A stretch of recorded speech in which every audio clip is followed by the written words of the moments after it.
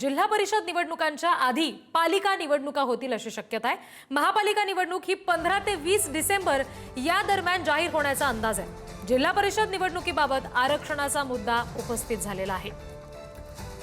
प्रतिनिधी सुशांत पाटील आपल्याला आणखी तपशील देतील। सुशांत, रिद्धी, आपण जर बघितलं असेल तर सुप्रीम कोर्टाने एक निर्णय दिला होता की 31 जानेवारीपर्यंत सर्व निवडणुका घ्या।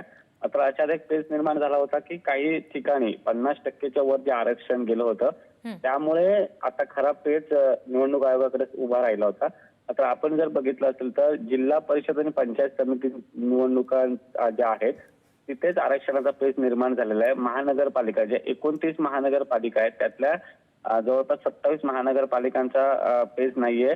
फक्त 2 महानगरपालिका जर सोडल्या, चंद्रपूर आणि नागपूर, तिथेच 50%च्या वर आरक्षण गेलं।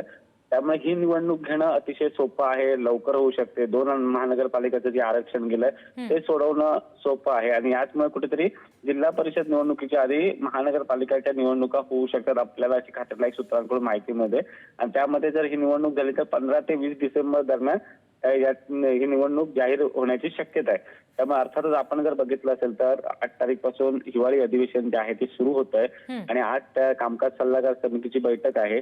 त्यामुळे जर 15 ते 20 डिसेंबरच्या दरम्यान जर महानगरपालिका निवडणुकीच्या तारखा जाहीर झाल्या तर अधिवेशन एकाच आठवड्याचं घेणार का हे देखील बघणं तितकंच महत्त्वाचं ठरणार आहे। निश्चित।